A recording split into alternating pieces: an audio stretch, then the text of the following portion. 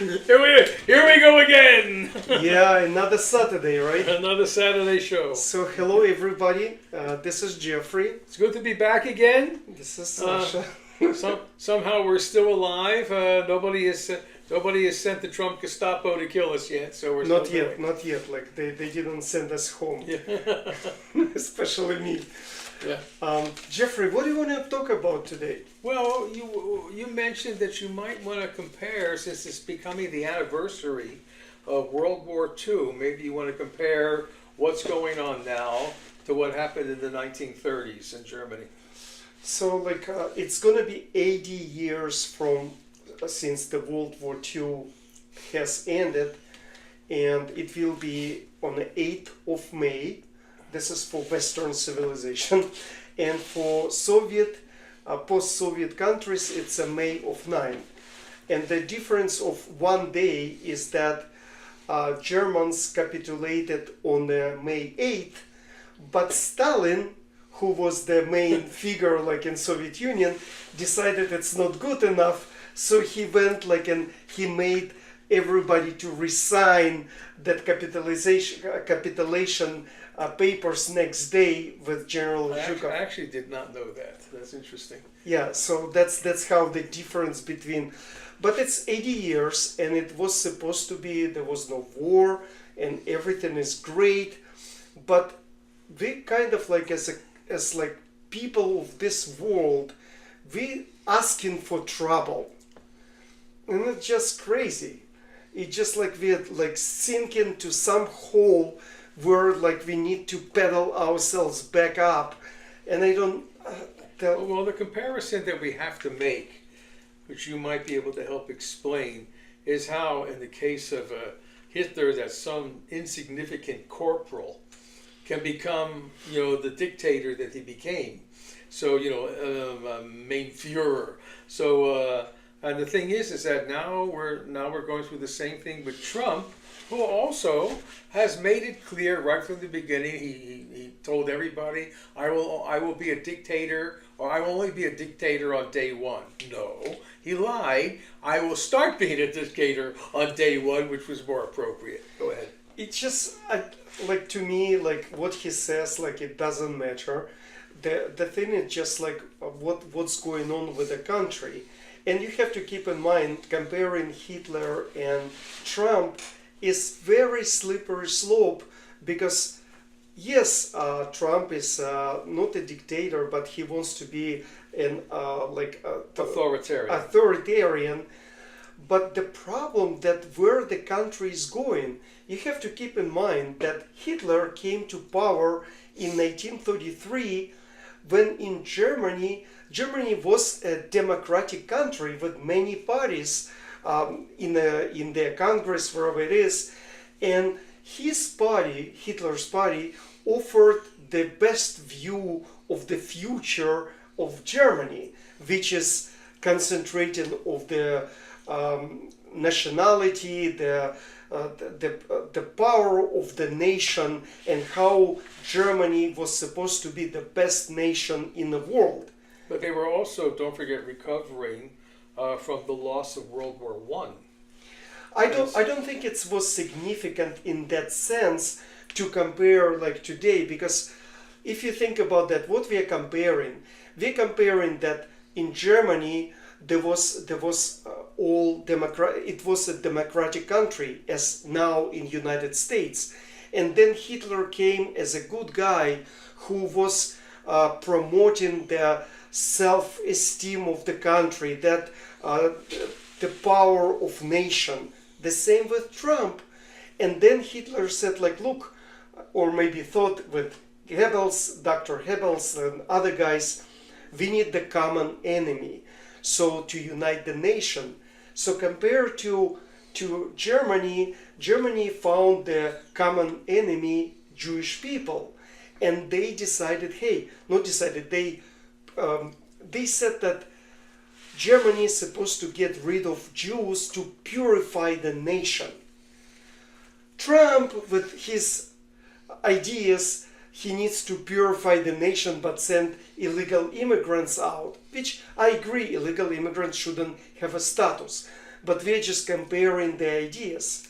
Well, one of the arguments that I'm having, not so much with you, but with other people, Thank you, not for me, with me. I have a good friend of mine who's in Israel, and everybody keeps saying yes, but immigrants shouldn't have any rights in the United States, and that's not how this country. Can I just? This is a very good point. Let me make please. One, because the laws in the United States, if your 2 feet are on American soil, if you're standing, it doesn't matter if you're MS-13 or you've killed 300 people or things like that. If you're standing on American soil, you are applicable to the rules of law. And that's the way it works. So no, I agree. They have to be, they have to be thrown out or things like that. But it has to be done through the courts. I kind of a little bit disagree, but let me just go back to compare that Nazi Germany and today, and that's where the line has been drawn, that the courts of United States started stopping Trump from this totalitarian regime, that everybody can be cut on the street, put in an airplane or a bus and just shipped it away, or done something what they want to do with any person. This is a slippery slope. This is how it starts. And go ahead. Yeah, but if he would do everything legally, agree. Then there is no slippery slope. Everybody would agree. But that's hold on. He's doing it legally. He's doing it correctly. Now he can throw the people out Jeffrey, because I want to compare why Germany and people who comparing Trump with Hitler, where they getting wrong stuff. It's not about Hitler and Trump. It's about the situation where we're driving the country. And if nobody stops Trump's ideas now, then we will go to the next level. Because in Germany, some Jewish people left the country right away. Some of them say, why would we leave? So they got in jail, and then they got punished, and then it's escalated to be killed. And before that, you should also realize that some Jewish people are the people that sponsored Hitler to get into power in the first place. Not many, but a few very influential it's people. I'm trying to get the point okay. The point I'm trying to make is that the comparison is not in the personalities, comparison in the situation. So if you do bad things, it escalates. Jewish people stop, they start being killed and put in concentration camps, because there was something has to be done, and everybody was supporting Hitler, and the level of resistance of good ideas gone so down. And the same is happening here. People say, no, why should we give any due date at court? So, can I throw in one humorous story? Please. Just because we're always a little bit too serious on it. There's a very famous story. Supposedly, there's a guy by the name of Berkowitz. And so when he goes to heaven, because he wants to meet, he wants to meet God. So they send him to heaven. He knocks at the pearly gates, and they say, "Who is this?" He said, "My name is Berkowitz, and I have come to ask the boss a question." He said, "Really?" He said, "Yes. Can you see if he's available?" He said, "Sure." So the guy goes into into this big hall, and then meantime he's standing there saying, "Da da da da da." Heaven. Anyway, so he comes out a few minutes later and says, "Yes, he will see you." And so he walks through the doors, and you hear boom, a giant crash. And then they says, "Yes, who are you?" He said, "My name is Berkowitz, and I'm the representative of the Jewish people downstairs. And they have sent me here to ask you a question." And said, boom, "Yes, Mr. Berkowitz, what is your question? Is it true that we are the chosen people?" Boom! "Yes, Mr. Berkowitz, you are the chosen people." Listen, could you do us a small favor? "Yes. Would you mind choosing somebody else for a change?" Anyway, So that seems to be the history of our people. Yeah, so like, but the point today, right now, so like it's good that courts are working. My point would be that if you come like without illegally here and you stop on the street, and I don't know how like can we stop people on the street, but if for example in some situation you ask like to show the documents, you have no documents, and you can be asked in different language, wherever the language of this person, do you have any paper or any intent or something to hold you here? And if person says no, I have no legal anything to do here, this person should be asked what country we are gonna take you. And there shouldn't be any court date. If a person says, hey, I have some legal statute that I can be here, I'm asking for a court date, he should be awarded. But now, Trump has passed another one of his ridiculous executive orders saying there's only one language in the United States, it's English. And he has actually closed down every website that has Spanish translations or French translations or Chinese translations. So whether you speak English or not, you'll have to speak English when you're stopped. So everything that can go against the person who's being stopped, they're being stopped by people in mass with no warrants, with no reason to pull you over. You know, in the United States, people don't generally carry identification, but that makes a difference. You know, in Europe, you have to have your identity card with you all the time, but not here. Yeah, but it's not a problem. You can also say like, here's my cell phone, here's my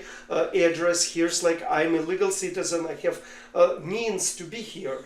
I don't think it's a problem. The problem is that who cares right now? Like Trump is trying like to bring all that craziness without resolving anything.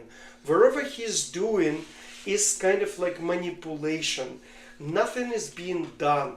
If you forget about like all like illegal immigrants, tariffs, what is the point like in your life, in my life, where are we going?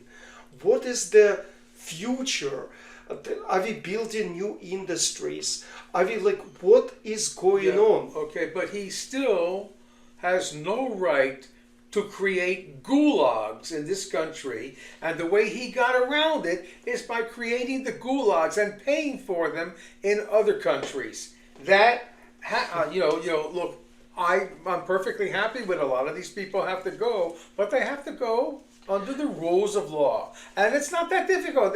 Basically, all it does is tie these potential criminals up for one day and have a warrant. And that's the trap that you and most of the Americans go to. Why is it a trap? If you're Hispanic looking, if you're black or things like that, you've already got 3 strikes against you. Right. The trap is not what you said. The trap is to discuss this issue and not to discuss the main point. Where's the plan for our country? What is the like future? Like if you taxing like because every idiotic stuff that Trump is offering is debatable. It's not fiscally responsible. And we are discussing all of that. Instead, taking our attention to how it's going to help us. When you look back at other administrations, whether it's Biden or Obama or Carter or even the Bush administrations, there were not 200 lawsuits going on in any day. Right now, right this minute, Trump has 225 lawsuits against him. As you know. And no, it's as you know right now, because it's coming every day. And there's usually 5 more each day. And the worst thing is he's losing most of them. Why? Because he's basically breaking the law. Breaking the law. And then, for me, my complaint about Trump for the most part is Trump's presidency is based on one thing. It's not based on Americans to make society better, to make the economy better, to make everything better. It's all based on one person's massive ego. And that massive ego, has been the staple of his life since he was a student. So everything he does, I mean, he says, "Oh, the art of the deal." He didn't write a goddamn word of that art of the deal. Jeff, wait, okay. wait. Okay, So I hate to interrupt. He didn't write one word, and he went bankrupt 6 times. So tell me where he's qualified to even write the art of the deal. But he has an art of like manipulating and making people believe that he knows something and he does something right. How does he do that? He created the image from very young time. He created the image that he is the richest person, he is most successful person. Plus he made like many comments and appearances as he is knows things like in real estate. He knows, and I can feel that like, or like that he is a great guy. No, but I don't think he's a great guy. I think he's a great salesman. Again, I agree with that. It's not that he created. But you know, if you read, you know, the one thing that everybody says, including the people who did the biographies for Trump, they all said that I kept thinking that the book that was in his night table was Mein Kampf. I stand corrected. It wasn't Mein Kampf. The book that he cares about, that is his night table, are the speeches of Adolf Hitler. And Hitler speaks all the time. He says, you know, that Hitler totally believed in lying. And Trump says the same thing. And he believes if you tell the same lie enough times every day, then gullible people will believe you. And that's what's hurting our country now. Our country, like, and this is very important, hurting not just Trump. People are tired of Democrats and social democrats. The idea of socialism doesn't work. And with the credit cards, with the loans, with the interest rates, making people life better because of the government programs, it doesn't work.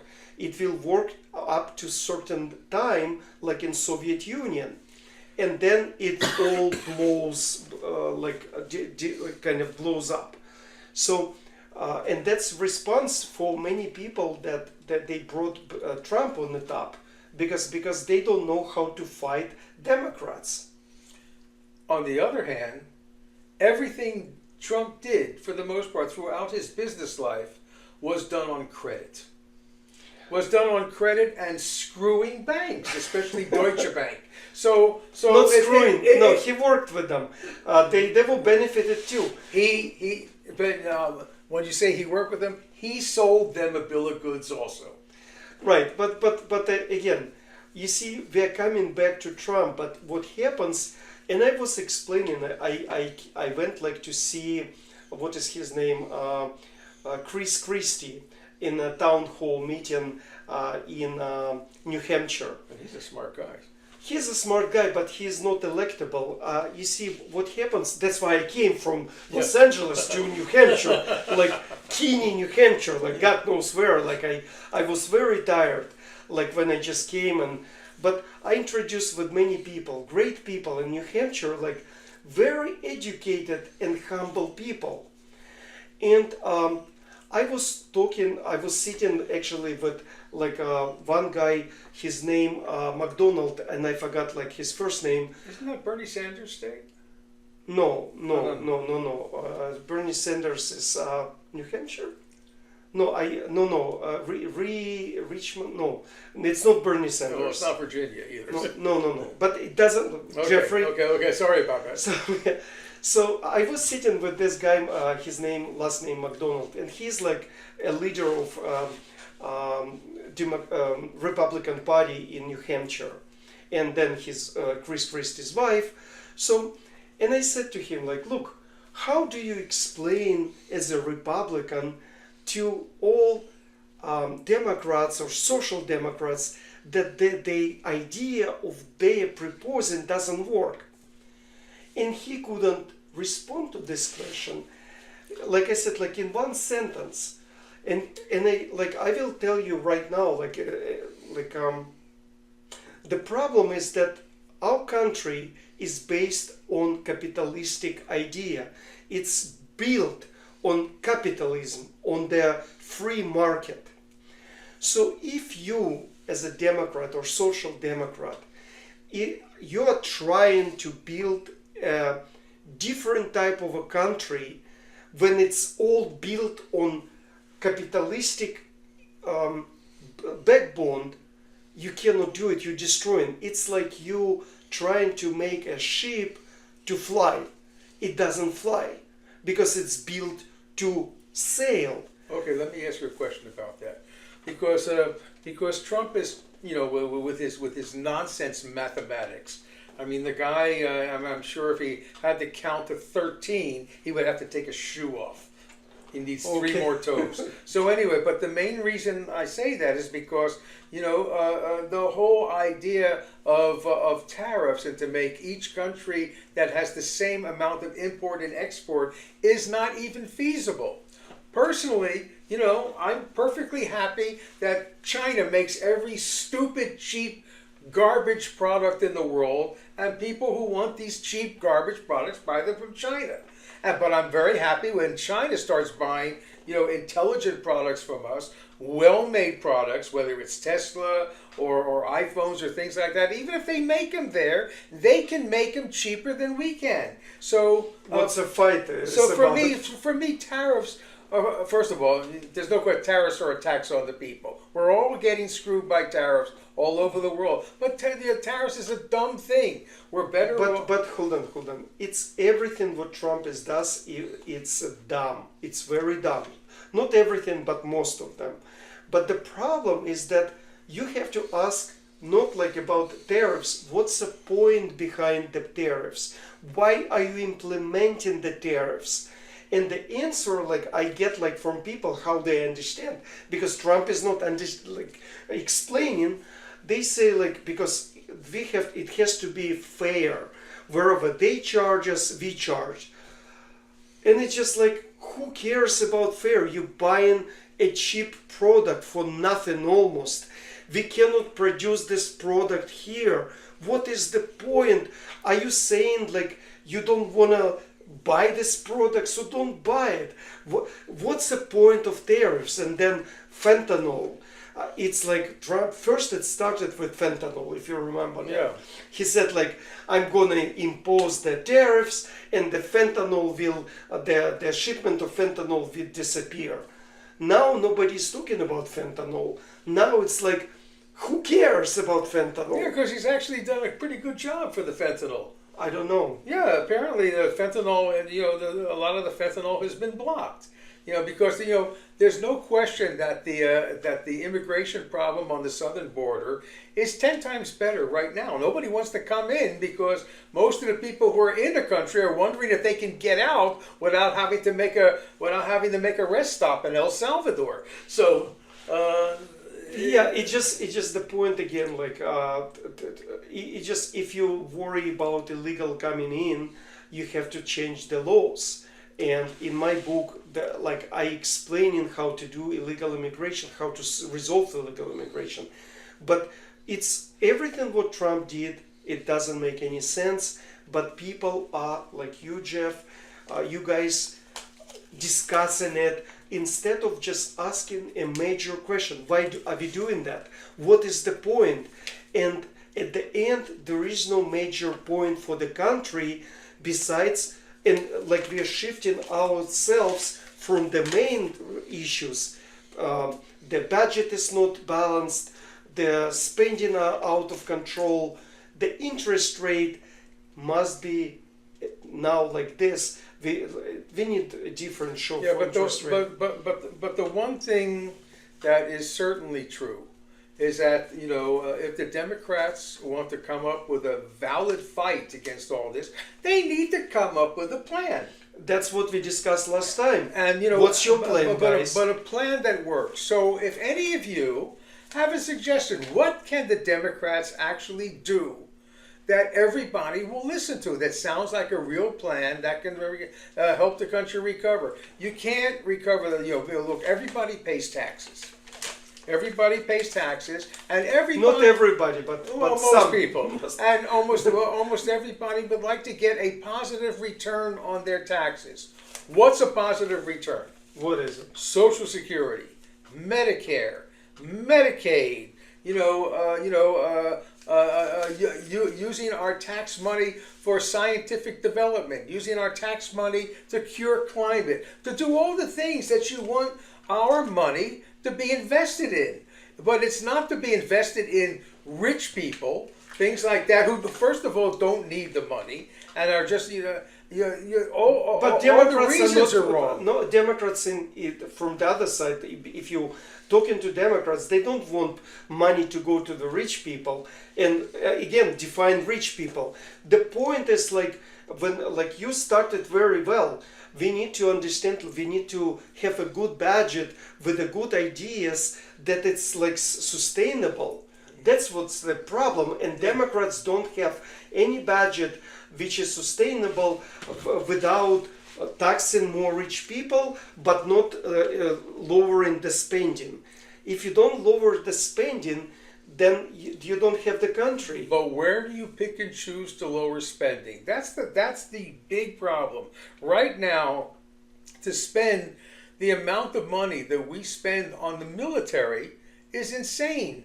Because right now, with modern weapons and modern development and modern science, you don't need a whole lot of military to destroy the world. Can I just this is a very good point. Trump increased pushes to increase the budget for $5 trillion a year, or I think for this year, $5 trillion. This is not, he's not a Democrat, but he's increasing $5 trillion. And then he increased the budget for Pentagon for $1 trillion. And you say that's great, we need to defend our country. Listen, do you know how many tanks do we have? Do you know how many tanks do we have? Hundreds of thousands, I would imagine. No, we have 4,600 something. All? Yeah, but it's a lot. It's a lot. Well, that's because we left most of them in Afghanistan. So No. That's all here. 45, let's say 5,000 tanks. How do you what do you do with tanks? They're targets. This is a great point. Right now, this is a different level of war. I was in tank division. I know what tank can do. I shoot every day, it doesn't matter. So I want to stand it. The point is, the tank, who you gonna go against? Tank goes mostly by the ground. It doesn't fly. It doesn't swim. Yeah. So who do you? Well, even worse than that. Even worse. The main thing is that every major war in the future is going to take place in an office. One button. Exactly. It's going to be all AI and all drones and all unmanned things. But what do they do with these things? They don't actually go after the military and things like that. It's who can destroy somebody else's infrastructure faster than the other person. Absolutely. You destroy infrastructure and all the people, in Los Angeles, you destroy the water supply. That's insane. Everybody go. This is we live in a different mentality. I don't know, if you take the budget for military, it should be cut. We don't need a big military as we have right now. So many. But by the way, you just have to look what happened last week. Spain and Portugal and parts of France, the entire grid went down. In other words, for I think 1 or 2 days, all of a sudden, these countries were now put into the dark ages. Yeah, so basically you on the right start talking about the budget. You need as a government, people must go, okay, this is a department of military. What do we need? And get rid we don't need those tanks. Maybe 80% of these tanks should be given away to Ukraine right now. We don't need those tanks. Yeah. They need. Yeah. And anyways, they would make great tractors. And you say but then you say where's the money? About spending in Medicare, all that programs that government gives to Medicare, like suppliers, they buy cheap and shitty product from China for no reason to make money. There is so much, what do you call it? But Like, they also, but they also get some good products from China also. it's And not look, about. look, the China is a whole. There's a whole political thing because China. Every time the United States screws up in some place in the world, whether it's in the United States, whether it's in Africa, whether it's in Asia, China's there within seconds to take our place. That's the biggest threat to the United States, is that when you have a country like China who literally says, well, you don't want to deal with the United States, deal with us and you'll have everything you really Very want. good point, Jeffrey. And also, like, if you think about that, why do we take jobs from China? We need to give them more jobs that we don't need, like manufacturing, like small products of manufacturing. Barbies, wherever it is. We need to concentrate on big tickets items, on the AI, on the robots. Like, we need to go to the next generation ideas and let other people who build and have infrastructure to do the manufacturing and stuff like that. China should be our partner.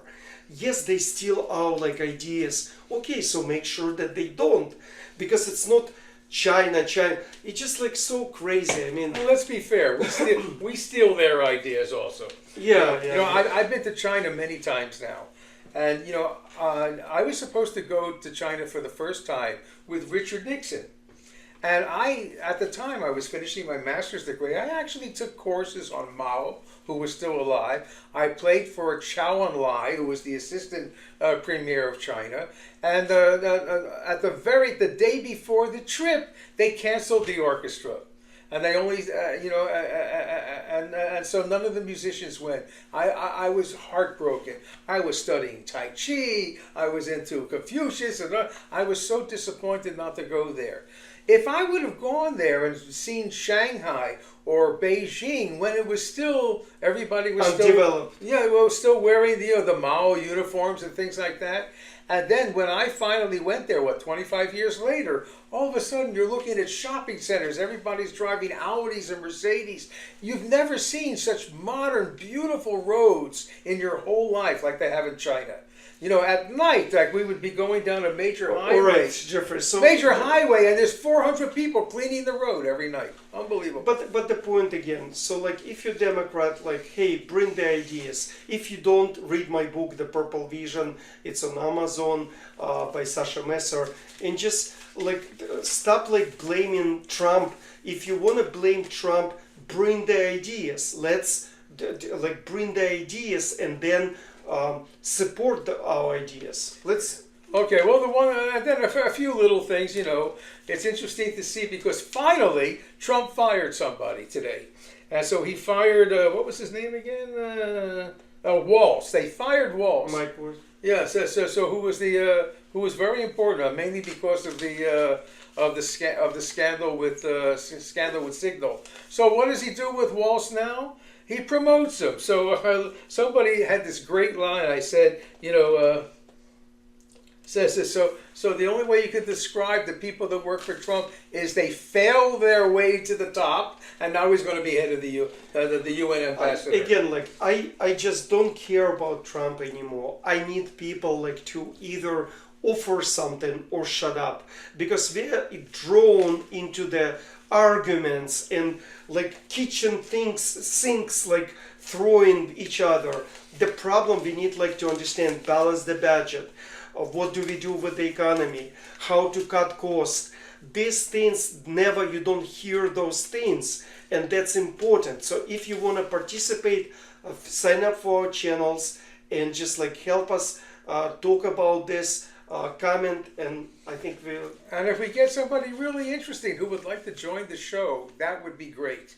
Yeah. Because we do the best we can as two brilliant people. However, 3 brilliant people could be even better than or 25 or 30. Take care, guys. Okay, we'll see you all soon. Thanks for enjoying our podcast. Take care. Bye-bye.